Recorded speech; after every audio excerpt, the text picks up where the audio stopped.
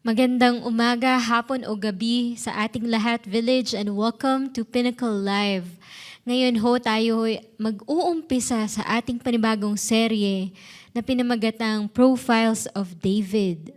Sa ilang buwan ay tatalakayin ho natin ang buhay at pagkatao ni David sa Biblia. Kasabay nito ay magkakaroon din ho tayo ng 12 linggo na huddle. Ito ay isang panandaliang small group. Dito pwede ho nating ma-experience ano ba ang huddle at sa kalaunan ay maging parte ng ating lakbayin bilang mananampalataya. Ngayon ho sa umpisa ng ating serye ay susuriin ho natin ang buhay ni David na siyang nabigyan ng titulo na David, the Man After God's Own Heart. As we see po when we read through the Bible, this was not a title given by man, but rather this is how the Lord described him when Samuel the prophet first mentioned him in the history of the Bible. So kumbaga ho kaya talagang sa pangalan ni David nakadikit na ho lagi yan, the man after God's own heart from Old to the New Testament. Dito ho siya nakilala sapagkat ito ang pagpapakilala ng Diyos sa kanya sa buong history po ng Israel. So, it's an honor, of course, to have this title from the Lord. And eventually po, syempre, people credited this title to him when he became known as a giant slayer. Nung nakilala ho siya as the greatest king who has ruled the 12 united tribes of Israel. When he was known as the warrior who slayed not just hundreds, not just thousands, but tens of thousands. And he was known not just for being a leader, but a worshiper and a poet who wrote a lot of psalms about God and his faith. So maraming kilalang tao ho ang makikita natin sa Biblia. And after Jesus, David has the most number of chapters that we can read about when it comes to their life. So, tulad ho ng kay Abraham, of course, Father Abraham, he has 14 chapters about his life. Si Joseph ho, ganun din, he has 14 chapters dedicated about his life. Si Jacob ho, he has 11 chapters. Si Elijah the prophet has 10 chapters. But David has 66 chapters dedicated for the journey of his life. So what is it about David that the Lord chose him and called him a man after God's own heart? So bago ho tayo magpatuloy, inaanyayahan ko ho tayong manalangin sa oras na ito. Aming Ama sa langit, kami po yung nagpapasalamat muli sa oras at sa araw ng aming kapahingahan, sa amin pong paghangad at paghahanap ng inyong pong presensya sa araw na ito. Aming Ama, kami po'y nagpapakumbaba at nilalapit lamang po ang aming mga puso sa iyo. Nagnanais na kami po ay inyong katagpuin. At Panginoon naming Ama, inihihingi lamang po na patuloy niyo pong hubugin ang aming mga puso. Ihanda niyo po kami para sa inyong mensahe at itago ninyo ang inyong tagapagsalita sa inyong banal na krus. Lahat po ng ito inaalay po namin sa inyo ng may papurit pagsamba sa ngalan po ni Jesus kami nananalangin.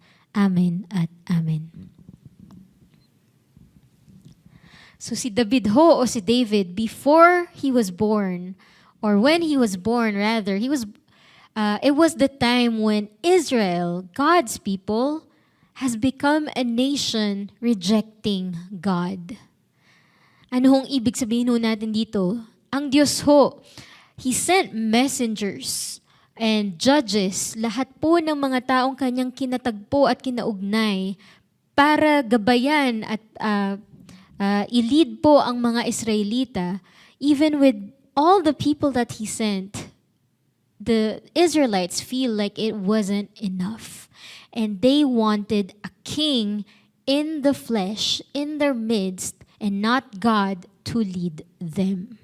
So makikita ho natin in 1 Samuel chapter 8 verse 7, sabi ho, "And the Lord said to Samuel, the prophet of this time, Obey the voice of the people in all that they say to you, for they have not rejected you, but they have rejected me from being king over them." So si Samuel ho dito, he's the last of the judges and the prophets of this time before the time of the kings. So kumbaga wala pa naman talagang haring nanungkulan ho by this time. So naghahanap na ho sila ng hari. Gusto na nila ng isang hari na mag-unite sa kanilang lahat. So of course, the Lord, God, gave them a king that matches their expectations. And ang binigay ho ng Diyos sa kanila ay si Saul. Saul, in English, he really looked the part of being a king kasi he was described in the Bible to be tall, to be handsome, and he was respected by all. So kumbaga, pagka nangampan niya siya, talagang ito yung titingalain ng mga tao na yan ang hari. Itsura pa lang hari na.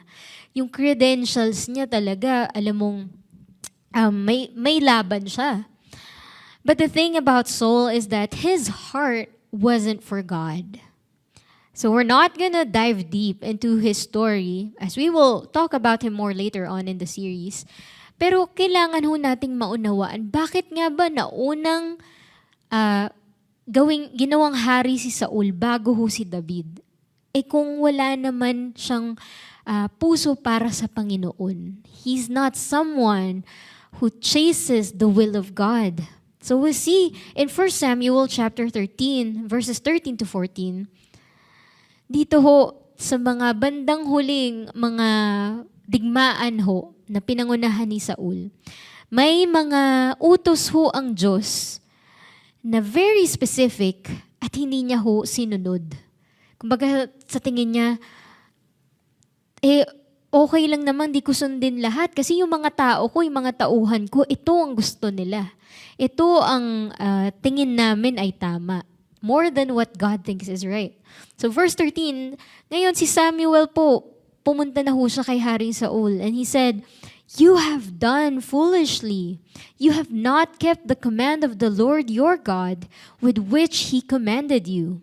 For then the Lord would have established your kingdom over Israel forever. But now your kingdom shall not continue. The Lord has sought out a man after his own heart, and the Lord has commanded him to be prince over his people, because you have not kept what the Lord commanded you." Dito ho, hindi ho pinangalanan si David. Pero dito ho siya unang tinukoy sa Biblia. Kumbaga, ito yung teaser for David. He was described as the one that the Lord sought out as a man after His own heart. Ito ho yung ito ang lamang ng taong to sayo, Saul. He's someone who's after God's heart. Kasi ho, for God's people to be ruled by God, God needed a king that reflected His heart, reflected His ways, and His purposes. Because at this time, it's obvious that's not Saul. Ang puso ni Saul, iba ho sa puso ng Panginoon. Kung ano ang gusto niyang gawin, iba ho sa pamamaraan ng Diyos. Kaya naman ho, ang importansya ho ng buhay ni Saul at buhay ni David dito ay magkaiba ho sila. God is looking for someone who has his heart set on God. As we see in 1 Samuel chapter 16, verse 7b, the second half of the verse, in the Message version, it says, "God judges persons differently than humans do." Kung ang tingin ng mga tao yung tipo ni Saul, ang karapat dapat maging hari, iba ang nakikita ng Diyos. Men and women look at the face, but God looks into the heart. Ano ho ang ibig sabihin nito? Acts chapter 13 verse 22 in the Amplified Version. I have found David, a man after my own heart, conforming to my will and purposes, who will do all my will. So we see ho, David is a man who pursues God's will. Yung puso niya ho, nakatuon sa kung anong kalooban ng Diyos. God meant for people to see that contrast between Saul and David. Ito ho kasi yung importante. God wants everyone to see that no matter how good you are, kahit ano pa ang credentials mo, in the eyes of the world, what's most important here is the heart. What's in your heart? Kaya rin ho, isa hong paalala sa Proverbs chapter 4 verse 23. Guard your heart above all else, for it determines the course of your life. Kung anong nasa puso mo, siyang magdidikta ng agos, ng paggulong, ng pagdaloy ng buhay mo. Kaya rin ang paalala ng propeta na si Jeremiah. In Jeremiah 17 verse 9, he reminded the Israelites that the heart is deceitful above all things and beyond cure. Who can understand it? Kung hindi ho natin iingatan ng ating puso, talaga naman hong maliligaw ho tayo. Talaga naman hong mababaliwala ang ating paglalakbay, maiiba ho tayo ng landas. And si David ho, he's actually not exempted to that. Kapag binasa ho natin ng Biblia, being true and impartial to the history, it did not hide the imperfections of people, even someone as great as David. David sinned greatly and was broken in many ways. He was an adulterer turned murderer. He has his whole family who has grown to be very dysfunctional. Ang daming gulong nangyari sa pamilya niya. He was a target of assassination attempts throughout his life. Hindi ho perpekto ang buhay ni David. But what's special about him is that every time he fell towards God. Ang pinagkaiba niya ho sa lahat ng mga kalalakihan na maaaring maging hari sa oras at sa panahon na yun was that sa kanyang mga pagkakamali, sa mga kanyang pagkukulang, hindi siya yung maghahanap pa ng matuturo, maghahanap pa ng masisisi. Siya nga, mas malala pa sa akin eh. Whenever he falls down and goes towards God. Nakatuon pa rin ho siya sa Panginoon. Nauunawaan niya na kapag nagkamali siya, ang una niyang haharapin ay ang Diyos. And so David repents. He turns back from what he's done and turns facing towards God. He prays, he worships, and he continually goes after God in everything. Madapa siya, magkulang siya, magkamali siya, he will seek God still. Tayo ho ba, sa hirap o ginhawa, kanino ho tayo nakatuon? Saan ho nakatuon ang ating puso? Si David, his greatness was not his perfection. His greatness was his devotion. So ang tanong is, how do we become like David, a man after God's own heart? Paano ho ba tayo mahuhulma sa katangian na ito ni David? Basahin ho natin Psalm 78 verses 70 to 72. Sabi ho dito, He chose David, his servant, and took him from the sheep pens. From tending the sheep, he brought him to be the shepherd of his people, Jacob, of Israel, his inheritance. And David shepherded them with integrity of heart. With skillful hands, he led them. So bago ho naging hari si David, isa ho siyang pastol. And it was during this time of being a shepherd that David had a lot of solitude. Ang isang shepherd o pastol ho kasi, maraming pagkakataon na sila'y naiiwan mag-isa. Wala silang ibang masasandalan.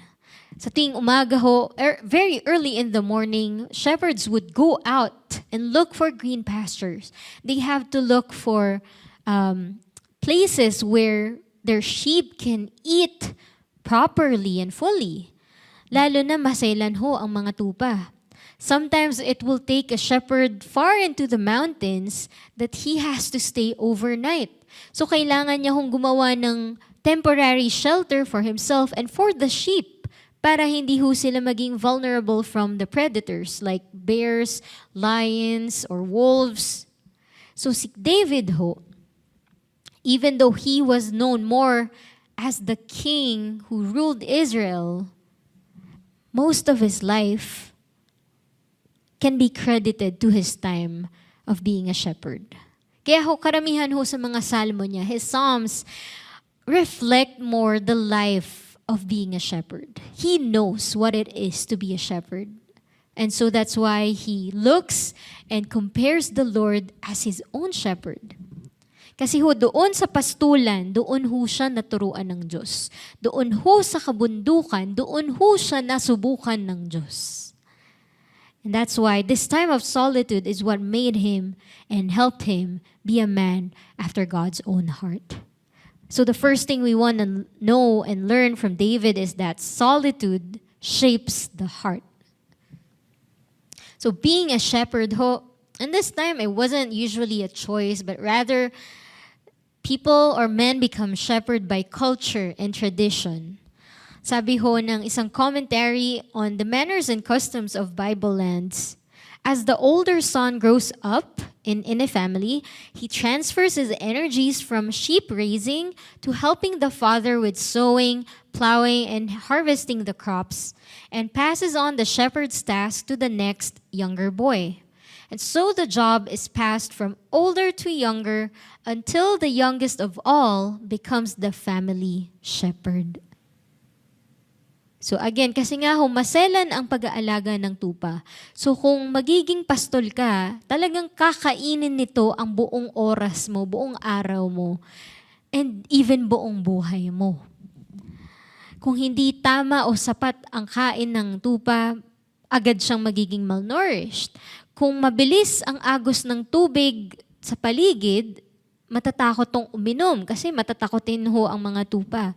At kapag hindi mo sila binantayan maigi, pag may isang nahulog sa bangin, lahat susunod. Ganyan ho ang mga tupa. Kaya napakahirap at napakamabusisi ho magpastol ng tupa. At sa kanila hong panahon, kung ikaw ang bunso, sa'yo mapapasa lahat ng gawain na hindi naman gusto ng mga panganay, pangalawa, pangatlo, pang-apat, pang-lima, pang-anim, pang-pito, sa kaso ho ni David. Ay so gusto niya o ayaw niya, kailangan niya lang tanggapin kung ano hong pinapasa sa kanya. And that's also the reason why David, being the youngest, was often looked down upon or overlooked. Lalo na ho noong kailangang ipresenta ang lahat ng anak ng tatay niya sa propeta na si Samuel. Ito ho ang nangyari in 1 Samuel chapter 16, verse 10 to 11. Jesse had 7 of his sons pass before Samuel, but Samuel said to him, "The Lord has not chosen these." So he asked Jesse, "Are these all the sons you have?" "There is still the youngest," Jesse answered. "He is tending the sheep." Samuel said, "Send for him. We will not sit down until he arrives." So pansin niyo ho, yung 7 kuya, tinawag, nakapaghanda, naipresenta kay Samuel. Pero si David, andoon sa labas, nagpapastol ng mga tupa, walang kamalay-malay. But of course, we will talk more about the family situation next week. Ang gusto nating makita dito nasaan nga ba si David? Si David ay nasa labas, nagpapastol, habang si Samuel ay tinitingnan lahat ng anak ni Jesse. Sino ba dito ang susunod na hari ng Diyos? Para sa Diyos. See, our point here po is that si David, he was not given special treatment, obviously. And he just lived life as it was given to him. Kumbaga, meron ako, sige. He embraced the solitude that comes with it and as he goes through it. So it's not like he had the luxury of time to take time off shepherding na parang, sige, muna ako, 6 days lang akong magpapastol or 5 days lang kasi may Sabbath and then the other day, makikipagkwentuhan ako sa mga barkada ko. Wala akong ganun Wala siyang, makikipagkwentuhan muna ako sa isang kuya ko kasi kailangan ko lang mag-unload He has to do what he has to do. If it takes him overnight, 2 days to be out there shepherding the sheep, he has to do it. And some of us might find ourselves in a similar situation. Maaari yung iba sa atin ngayon na nakikinig. Maaaring ikaw ay nasa isang lugar o sitwasyon na hindi mo naman pinili o plinano. Ang pakiramdam ba na lahat ng ginagawa mo walang nakakakita o nakakaunawa at kailangan mo lang gawin ng paulit-ulit kasi ito ang ine-expect sa iyo. Ang gusto nating matutunan kay David dito kahit ganun ang kanyang sitwasyon, ang kanyang ginawa ay nagtiwala lang sa Diyos. Kahit ano pang kailangan gawin. God will first train you in a quiet place before He trusts you with the public space. Kumbaga si David, habang naroroon siya sa kalayo-layo ang kabundukan at nagpapastol ng mga tupa, walang nakakakita kung anong pinaghihirapan niya, kung anong ginagawa niyang sakripisyo. Ang Diyos ang kumakatagpo sa kanya doon. It was in solitude that God used to teach and train David. But tayo bago tayo mag-solo at talagang i-claim agad ang ating solitude, we must understand the difference of solitude and isolation. Kasi itong dalawang they both mean being alone physically, but the intention and the effect of these are greatly different. So tingnan natin, this is from the biblicalleadership.com. Sabi solitude recharges your soul. So kapag nagkaroon ka daw ng solitude or when you're in your time of solitude, nare-recharge ka, parang nagkakaroon ka ng bagong buhay, bagong lakas. But in isolation, you get drained. It drains you. In solitude, it allows space for reflection. Nakakapagnilay-nilay ka, nakakapagmuni-muni ka ng mga bagay na di mo naman normal na maiisip. But in isolation, it cuts you off. Para bang naputol ka na sa kalooban ng Diyos, parang walang pumapasok na insight or inspiration, talagang wala. Just you and your own thoughts, that's it.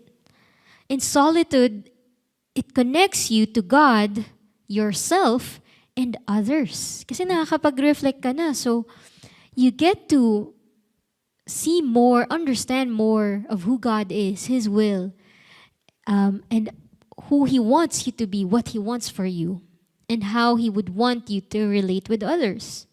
But in isolation, it leaves you feeling even more disconnected. So sa parehong pag-iisa, pag sa isolation, parang wala ka na talagang connection sa lahat ng tao sa buhay mo. Literal na, it's cut off. And lastly, solitude is a gift from God. And isolation is a tool of the enemy. Kaya di ba yung pinagkaiba ng iba, yung iba sinasabi, takot akong mag-isa. Kasi parang ang daming pumapasok sa isip ko na hindi maganda. That's the enemy. That's isolation. But in solitude, with and in the presence of God, it's different. You will know it's a gift from God because this is something that cannot come from ourselves. And that's why, as Pastor Marlene beautifully said it, solitude shapes your heart. Isolation scars it. So sa atin hong solitude, ang puso ho natin nahuhulma sa presensya ng Diyos. Pero sa pag-iisa, tayo'y nasusugatan. Kaya ho, in isolation, it's actually when we just let go and that's it. We let go of a lot of things, pero kung ano-ano nang pumapasok sa ating isipan. We let go of everyone and everything in our aloneness. That's why, again, some people become afraid of silence and being alone. It's because when it's just you and your thoughts, it's easy to get carried away by our fears. Fears of uncertainty and unknown. Fears of emotion and feeling of pain, which gets amplified when it's not healed. We get carried away by opinions and voices that does not necessarily say the truth. That's why isolation is draining. But in solitude, we let go and let God. Hindi ho siya natatapos sa let go. Meron hong active participation ang Diyos in our solitude. It's not just us, it's not just our thoughts. In solitude, we let God shape our hearts. We let go of what we think and what others think of us, and we let God define the truth for us. As David said in one of his Psalms, Psalm 51 verse 6 in the Amplified Version, "You desire the truth in the innermost being, and in the hidden part of my heart, you will make me know wisdom." Ang nais ho ng Diyos para sa atin at sa atin hong kaloob-loobang puso ay ang katotohanan. Because the enemy's ways are lies. That's how the enemy attacks us. So God wants the truth for us, the truth of what we feel, and the truth of what He wants for us. When we're not afraid to be honest about who we are, about our flaws and our faults, when we're true to ourselves, that's when we can be open to what God has to say, to what God can do. In solitude, God is not shaping your image. God is shaping your heart. Hindi ho inaayos ng Diyos kung anong tingin ng mundo sa atin. Inaayos ho ng Diyos kung sino talaga tayo sa puso natin. To summarize po what A.W. Tozer said, sabi niya ho kasi community and church are essential. So kumbaga, hindi lang ho tayo yung pag-iisa kasama ang Diyos, but ang isang importanteng aspeto rin ng buhay natin ay ang ating church, ang ating community. But there are things that God can only teach us when we're alone with Him. Kapag wala hong ibang boses na nakikipaglaban sa atensyon ho natin. Before serving or speaking or gathering, we must learn to be alone with God and be filled with His Spirit. Kasi ang hirap ko ho kung maraming distraction, kung masyadong maraming boses. Hindi ho madaling ma-define or ma-discern, is this God? Or is this just me? Or is this just my friend who's telling me what I need to hear? We, and by that I mean especially me, sometimes go on about filling our days with lots of things to do, thinking that we can't afford to pause and lose time producing nothing. Pakiramdam ho natin, kailangan natin laging maging busy, kailangan natin maraming gawin. Because somehow life has become an endless cycle of having to prove who you are and what you're worth. And nowadays, it's even more overwhelming Because when we're alone at home in our rooms, we're not really alone. On our phones, as we scroll through social media, as we rely more and more on AI and all the other apps on our gadgets, which promises an enhancement of our way of life, so many voices get in the way. But in reality, we only need one. Isang tinig lang ho ang importante sa buhay ho natin. As David famously said, Psalm 23 verse 1, "The Lord is my shepherd, I shall not want." Ang Diyos, ang aking pastol, ang Panginoon ang aking pastol, wala na akong hahanapin pa. But hindi ho natin mararating yun, hindi ho natin maiisip, mauunawaan yun kung hindi ho tayo magkakaroon ng oras at panahon ng pag-iisa sa presensya ng Diyos. And so in this solitude, the Lord, as we let go and let God, the Lord shapes our hearts. And eventually, this solitude also strengthens faithfulness. Balikan ho natin ang buhay ni David in 1 Samuel chapter 16, verses 11 to 12. Then Samuel said to Jesse, "Are all your sons here?" And he said, "There remains yet the youngest, but behold, he is keeping the sheep." And Samuel said to Jesse, "Send and get him, for we will not sit down till he comes here." And he sent and brought him in. Now he was ruddy and had beautiful eyes and was handsome. And the Lord said, "Arise, anoint him, for this is he." So by this time, it is clear that the Lord has anointed David to be Israel's next king.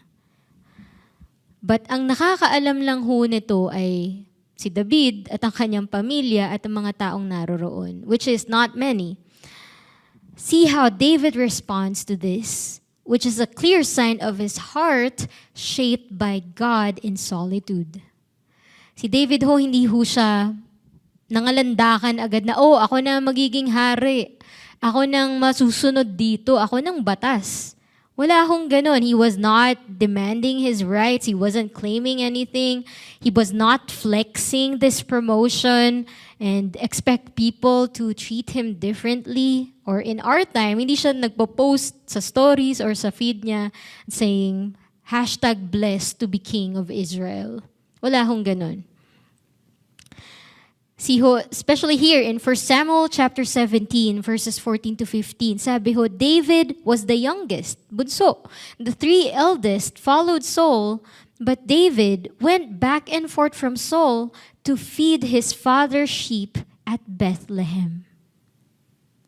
So sa pagtagal ng panahon, si David ho, hindi naman niya pinamukha kay Saul na, ako nang kapalit mo. Kumbaga, he was just there serving and never forgetting his first responsibility, which is being a shepherd for his family. So we see David here is anointed but not enthroned. He was called, but he was still cleaning up after sheep. Wala pong sense of entitlement or egoistic power tripping. Kasi when the heart is right, you'll keep doing what is right. And when you keep on keeping yourself in that solitude, that's how you continue to be faithful, even when no one sees, applauds, or rewards you.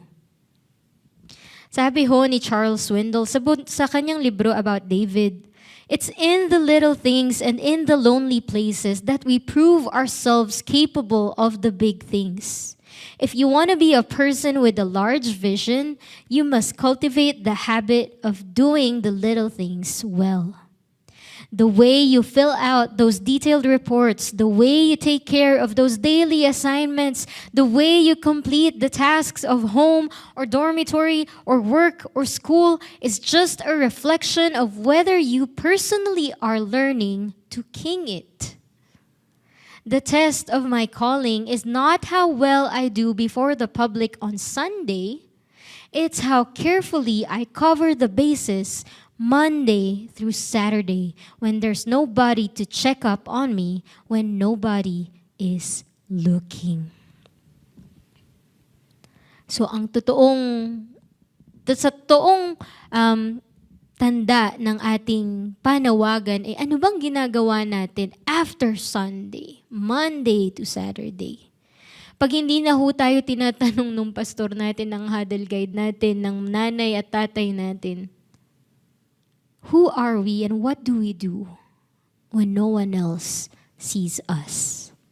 Pastor Pease put it beautifully and truthfully here. Sabi niya, we often want the palace without the pasture.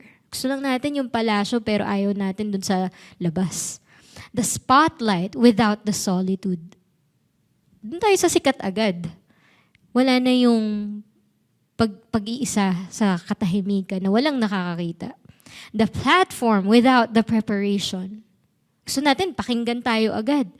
Ito sinasabi ko, lalo na ho in our time of social media, everyone has a platform.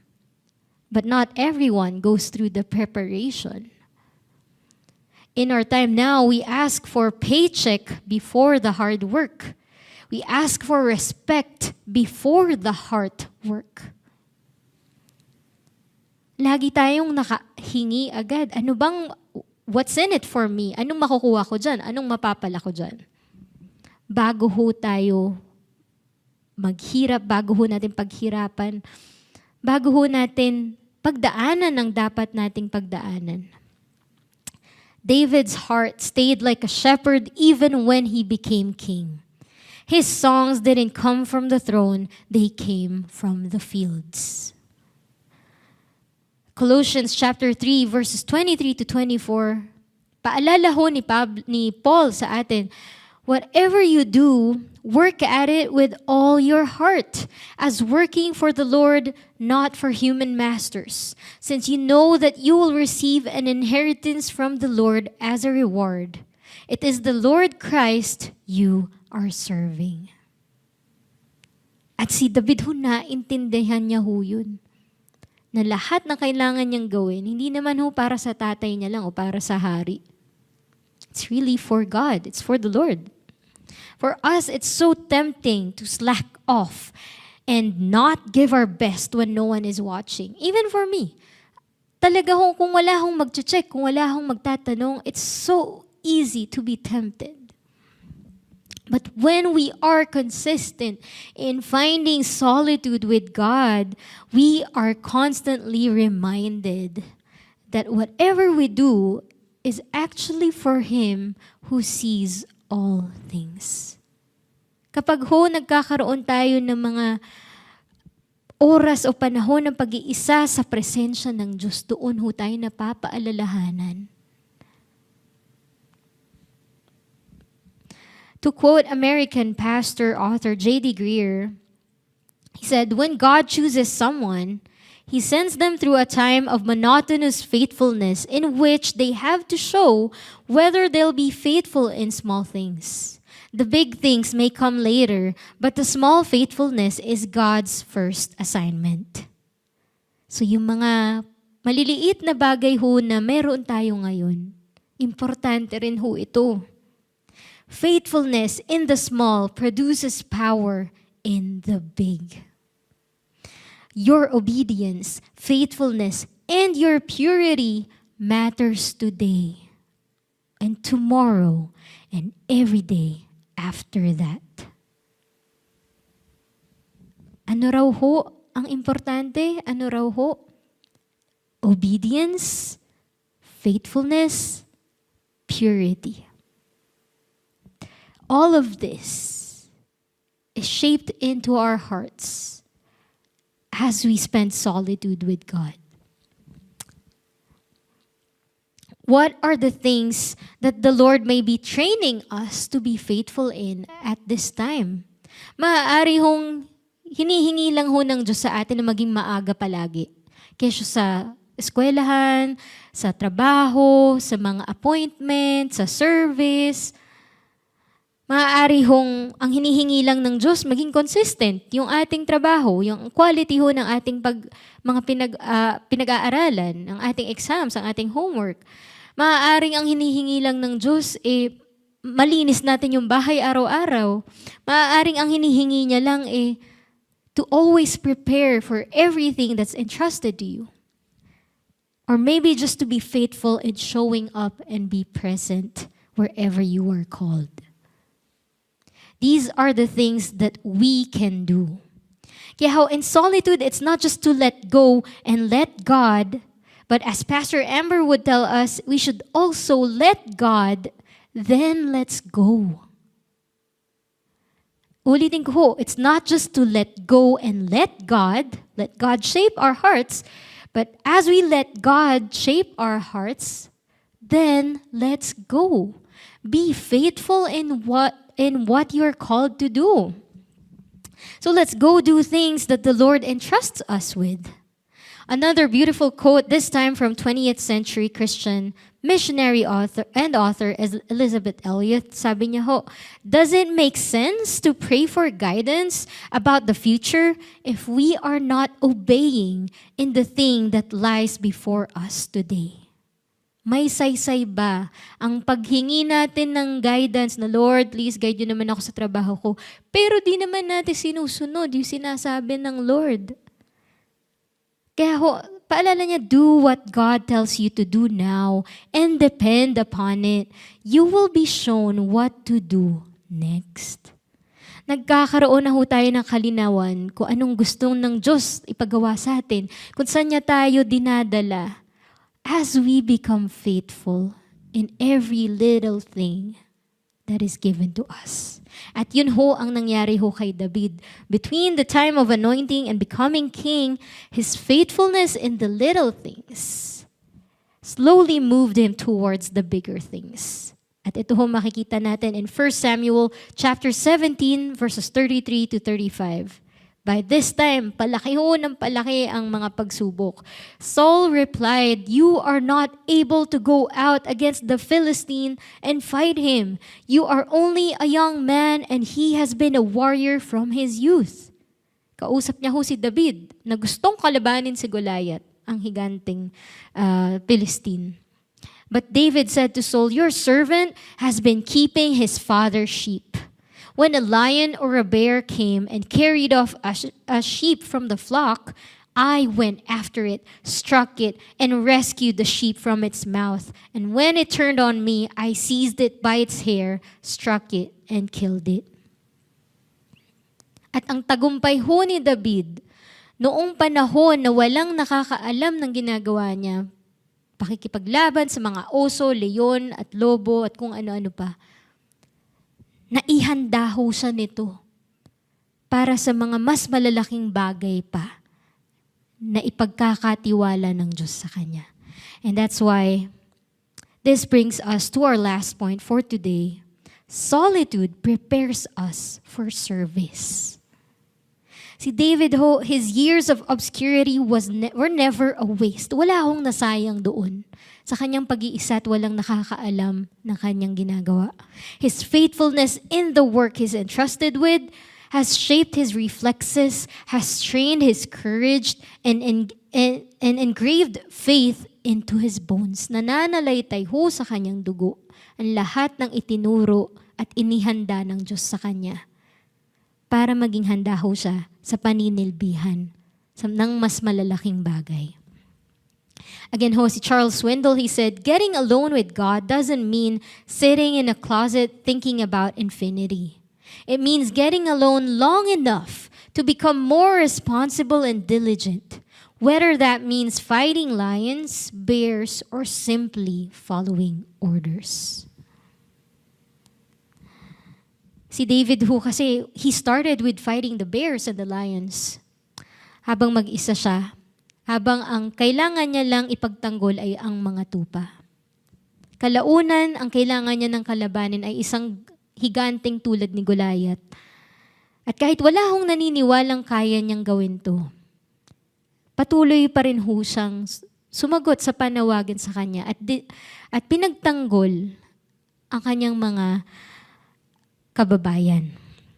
So see, solitude did not make David soft. Solitude made David ready.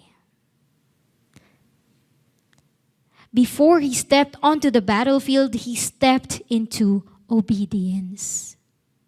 Kaya yung iba kong isipin na, ano ba yan? Lagi naman siyang nagpe-pray, lagi siyang nandun lang. Parang wala naman siyang magagawa. Parang wala naman siyang maibubuga. But honestly, just wait. See how the Lord will move in the life of the person who has trusted God more than himself.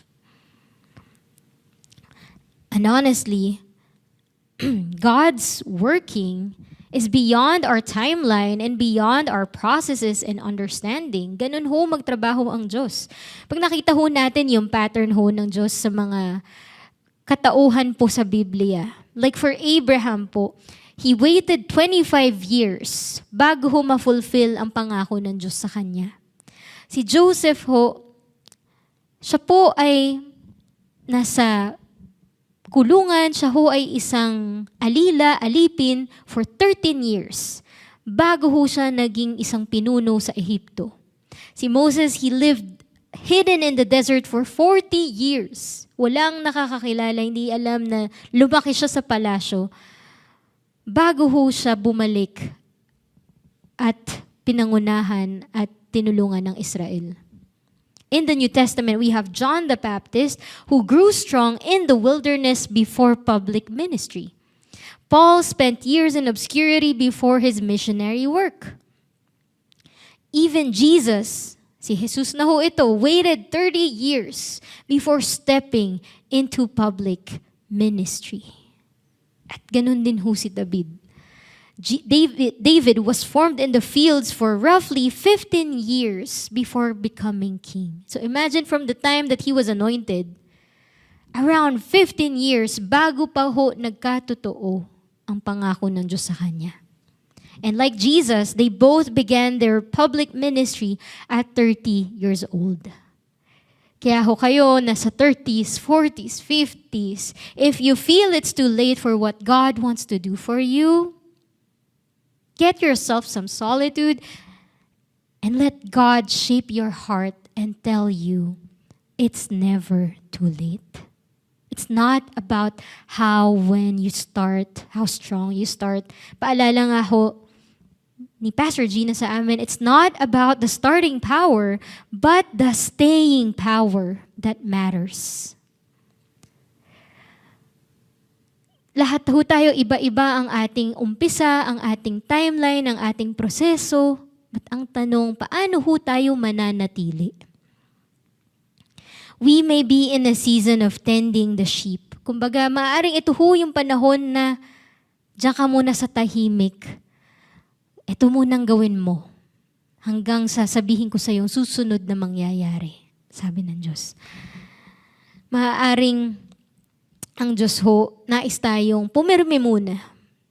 But ang mahirap ho kasi, some of us, if not most of us, we want to know everything before we obey. Gusto nating alam natin lahat, may control tayo dapat.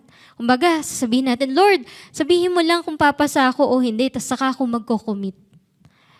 Pagka pumasa na ako sa test ko, pag pumasa na ako sa entrance exam. Lord, kapag nakuha ko na yung promotion ko, saka na ako magde-devo, saka na ako magde-devotion ulit. Lord, pag na-confirm ko lang na hindi ako mawawala ng trabaho, sige, magiging consistent na ulit ako sa church. Marami ho tayong hinihingi para lang mas maging malakas ang loob natin na, sige Lord, on board na ako, sama na ako, gagawin ko na yung gusto mo. We want something sure before we could obey, but that isn't faith. Kasi ho, kung sigurado na ho tayo sa kahihinatnan, sa patutunguhan, sa mangyayari, hindi na ho siya pananampalataya. It's just we know what is next, what comes next. Faith is trusting God when you don't know God's plan. Faith is obedience without full explanation. Yung kahit di natin naiintindihan, pero sige Lord, tiwala ako sa iyo. Gagawin ko to. Faith is stepping forward without seeing the whole map.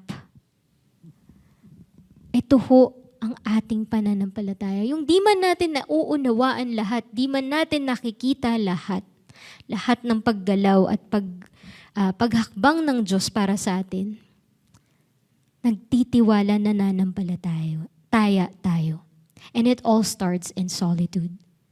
So before we end, I'd like to give us some simple and practical steps to help us start in having that solitude in God's presence. So una ho, we should set a daily schedule of our time of solitude. So kumbaga, kailangan ho natin talagang maging intentional. Anong araw, anong oras at saang lugar tayo magkakaroon ng pag-iisa sa presensya ng Diyos. So pili ho tayo ng time and place that we can be consistent with. Then we can start with just allotting 5 minutes of reading, 5 minutes of prayer a day. Hanggang sa maging consistent ho tayo, hanggang sa maging habit na po natin ito. Start with 5 minutes. 5 minutes reading, 5 minutes praying. And then increase when we know that it's already too easy for us. It has become part of our habit. So set a daily schedule. Next is to get a Bible reading plan. So, yung iba hong mga tao, gusto nila, they read the Bible cover to cover from Genesis to Revelation. Yung iba ho would start from the New Testament as to build their foundation first. Yung iba naman ho, ginagamit ang Bible recap o kaya mga devotional books or even devotional plans sa mga Bible apps po to help them get into that habit of reading and be guided into what they will be reading in the Bible. So go for whichever works best for you until you find your rhythm in reading. And last, when you miss a day or two, don't stop. Kumbaga ho, kahit sa workout, kung nakamiss ka ng leg day, ng arms day, doesn't mean kailangan mo na tumigil. You have to continue kung may nakaligtaan ka. Kasi ho, sometimes our schedule changes. There are interruptions that get us off track. And it can be very discouraging when we break a streak. So pag naputol natin yung momentum, talaga naman nakakapanghina ng loob, nakakapanghinayang. But mas mahirap hong bumalik kung titigil ho tayo all at once. So we want to keep doing it even when it's not even when it's not perfect. So we have to be patient with ourselves as we are not going for perfection but for progress. Again, we're not going for perfection but for progress. Because we will make mistakes. We will fall short. And the best part is that when God's people fail, God does not fail. When circumstances change, God does not change. When someone dies, God remains the same. When our world is shaken and disrupted, God does not worry because He is in control. And He is preparing you and me for works that He has already set in motion. Ephesians chapter 2 verse 10, for we are God's handiwork, created in Christ Jesus to do good works, which God prepared in advance for us to do. The question is not, is God preparing something for me? The question is, am I letting Him prepare me? Because there's no doubt, the Lord has prepared the way and prepared all the things that we are to do. But are we ready? Have we taken the time for God to prepare us? There's so many things that God wants to do in us and through us. And as our pastors here in Pinnacle Village believe that the desperate need today is not more intelligent people or gifted people. The desperate need today is more deep people. And these are people who are shaped in solitude, who are prepared in solitude, who were strengthened in solitude. And that's why it's important that we must have solitude with the one whom David is pointing us to. Before we end, this is very important. David's life points us to Jesus Christ. That's why he's called the Son of David. David saved Israel temporarily while Jesus saved us and continues to save us eternally. David led Israel as a king, and Jesus leads us as King of all kings. David had a heart for God, but Jesus has the very heart of God. And he is the same shepherd who shaped David in solitude and is now inviting you to himself. John chapter 10, verse 10 to 11. The thief comes only to steal and kill and destroy. And Jesus says this, I have come that they may have life and have it to the full. I am the good shepherd. The good shepherd lays down his life for the sheep. So village, ito ho ang paanyaya ni Jesus sa atin ngayon. And as we respond through this song, may we just open our hearts.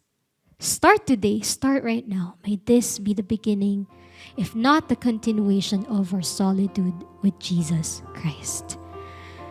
So let's come together and sing this song.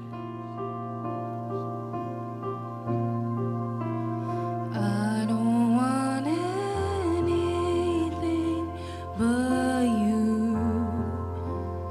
You're more than every dream come true. All of the things I thought I wanted don't come close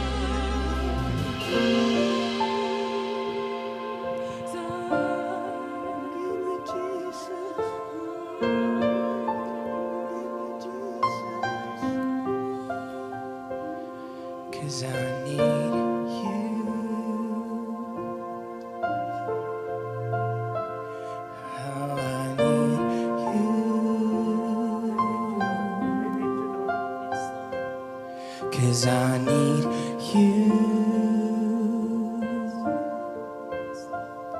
How I need you.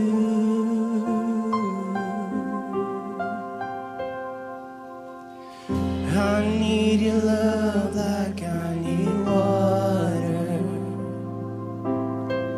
I need your love like I need breath inside my lungs, burning my heart just like a fire. Come and take me over, Jesus, draw me close. Keep worshiping Him, church. I need your love like I need water. I need your love like I need breath inside of my lungs, burning my heart just like a fire.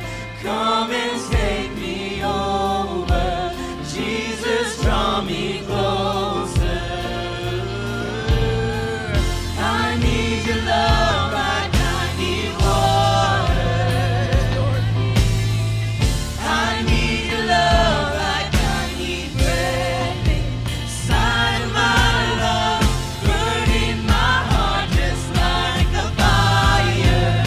Come and take me over, Jesus, draw me closer. I need your love like I need water. I need your love like I need breath inside of my lungs, burning my heart just like a fire. Come and take me over, Jesus, draw me closer to your heart, your heart, your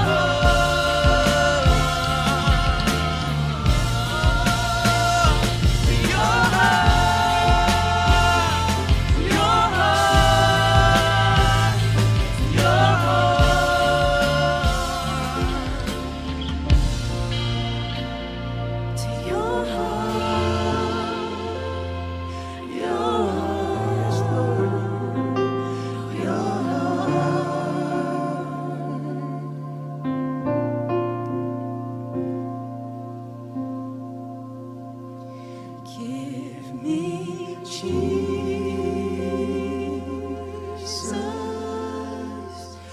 Give me Jesus. You can have all this world. You can have all this For the world. last time, let's sing that together. Give me Jesus. Give me Jesus. You can have all this world. You can have all this world. Manalangin ho tayo. Panginoon naming Ama, nagpapasalamat po kaming muli sa inyong mensahe para sa amin sa araw na ito. Father, we are grateful that you have called us here. There is no accident with you. Father, you know everything, you see everything, and each and every one of us here, Lord, is here because you're calling us by our names. And we want to thank you. We thank you for your love through Jesus Christ that allows us to be here, Lord, with nothing in the way, with Jesus just waiting for us. We thank you, Lord, and we thank you for the new life that we have in Jesus Christ. Father, we thank you for the life of David as you show us, Lord, what's really important as we live these lives for you and with you. Father, we surrender to you our hearts. May you continually shape us, shape our hearts, Lord, as we fight for having our time of solitude with you. We trust and we seek that we will continually be strengthened as we say yes, as we obey in everything that you're leading us to and that you're entrusting us with, that you want us to do. Father, we trust and we seek, Lord, that you will be with us in every step of the way as you prepare us for the service that we are to carry out in our lives. Panginoon, maraming salamat po. Salamat po sa banal na dugo ni Jesus na inalay niyo ho para sa amin. Salamat ho sa bawat isa na naririto. Panginoon Ama, maaaring may ilan ho sa amin who are in a time of feeling stuck, of feeling like nothing is moving, nothing is happening. Lord, help us to trust in you more and more. Help us to continually fight for our time with you so that we can always hear from you, so that we may know your heart and your will for us, Lord.